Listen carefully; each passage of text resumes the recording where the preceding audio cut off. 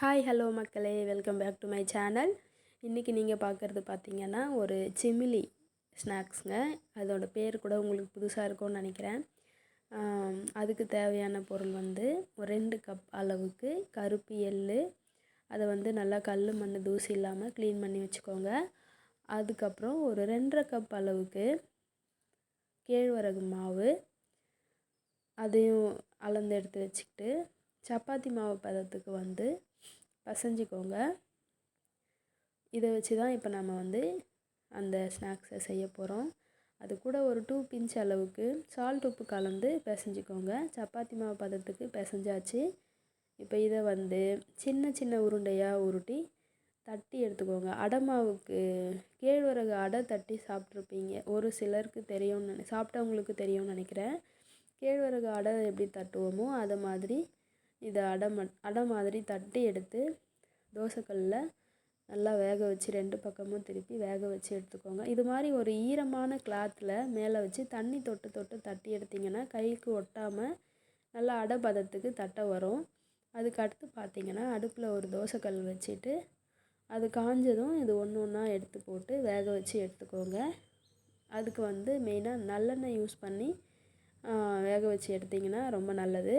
என்கிட்ட வந்து செக்கில் ஆட்டின தேங்காய் எண்ணெய் இருந்தது, அதை நான் யூஸ் பண்ணிக்கிறேன். தேங்காய் எண்ணெய் வாசனை பிடிக்காதுங்கிறவங்களுக்கு நல்லெண்ணெய் யூஸ் பண்ணிக்கோங்க. அது வந்து ஆயில் வந்து உங்களுடைய விருப்பத்துக்கு ஏற்ற மாதிரி தான். அதுக்கப்புறம் நல்லா வெந்ததும் வந்து நடுவில் கொஞ்சம் வந்து குத்தி குத்தி விட்டுக்கோங்க. அப்போ தான் வந்து அது நல்லா வேகும். இதே மாதிரி இருக்கிற மாவு எல்லாத்தையுமே தட்டி வேக வச்சு எடுத்து வச்சுக்கோங்க. அதுக்கு அடுத்து பார்த்திங்கன்னா வேர்க்கடல வந்து வறுத்து எடுத்துக்கோங்க. வேர்க்கடல வந்து ஒரு 1/2 கப் அளவுக்கு எடுத்து வறுத்து வச்சுக்கோங்க. இது வந்து நம்ம டேஸ்ட்டுக்காக நல்லாயிருக்கும். இதுவும் மிக்ஸ் பண்ணிங்கன்னா ரொம்பவே நல்லாயிருக்கும். இது வந்து ஒரு 50 கிராம் அளவுன்னு வச்சுக்கோங்களேன். 50 கிராம் இல்லாட்டி ஒரு 100 கிராம் கிட்ட இதை வறுத்து எடுத்துக்கிட்டு அதுக்கு அடுத்து எள்ளையும் வறுத்து எடுத்துக்கலாம். வேர்க்கடலை, எள், கேழ்வரகு இது எல்லாமே வந்து ஹெல்தியான ஐட்டம் தான். இது வறுத்து எடுத்ததுக்கப்புறம் வந்து எள் சேர்த்து வறுத்துக்கலாம். எள் நல்லா வாசம் வர அளவுக்கு வறுத்து எடுத்துக்கோங்க. வறுத்து எடுத்த ரெண்டையும் வந்து பொடி பண்ணி வச்சுக்கலாம். இது வந்து அடை வந்து நல்லா ஆறி இருக்கும்.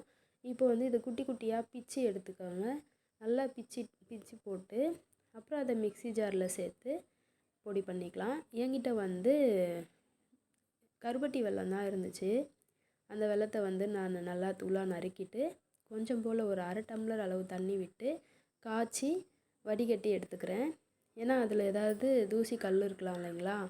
நான் இந்த ஒரு கட்டி தான் வந்து இதை யூஸ் பண்ண போகிறேன். பொடியாக நறுக்கிட்டு அதை காய்ச்சி வடிகட்டி வச்சுக்கிறேன். இப்போது இந்த கேழ்வரகு அடையை வந்து பொடி பண்ணி வச்சாச்சு. இப்போ இதை வந்து நம்ம மிக்ஸி ஜாரில் கொஞ்சம் கொஞ்சமாக சேர்த்து நல்லா அரைச்சி எடுத்துக்கலாம்.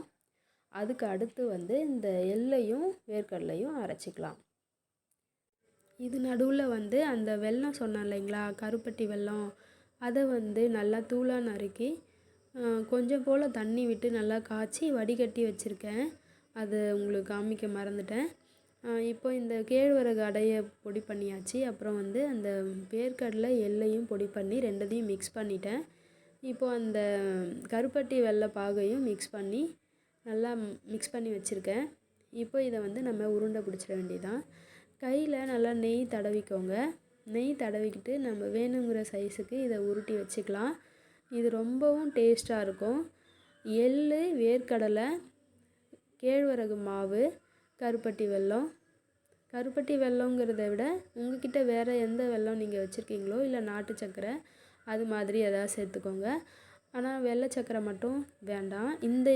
இந்த ஒரு ஸ்நாக்ஸ்க்கு கருப்பட்டி வெல்லம் அந்த மாதிரி ஐட்டம் போடுறது ரொம்ப நல்லது. இது ரொம்ப ஹெல்த்தியும் கூட. இப்போ இந்த சம்மருக்கு இந்த ஸ்நாக்ஸை நீங்கள் செஞ்சு உங்கள் சில்ட்ரன்ஸ்க்கு கொடுங்க. டேஸ்ட் ரொம்பவே சூப்பராக இருக்கும். இதை செஞ்சு வச்சுக்கிட்டிங்கன்னா ஒரு 1 வீக் இல்லாட்டி 2 வீக் வரைக்கும் இதை யூஸ் பண்ணிக்கலாம். அதுக்கப்புறமா இதை வச்சிட்டு இருந்தீங்கன்னா வந்து லேசாக ஃபங்கல்ஸ் வர மாதிரி ஆகிடும். அதனால் ஒரு 2 வீக்ஸ் வரைக்கும் இதை வச்சு சாப்பிட்லாம். இதை செஞ்சு பார்த்துட்டு டேஸ்ட் எப்படி இருக்குன்னு எங்களுக்கு கமெண்ட் பண்ணுங்கள். தேங்க்யூ.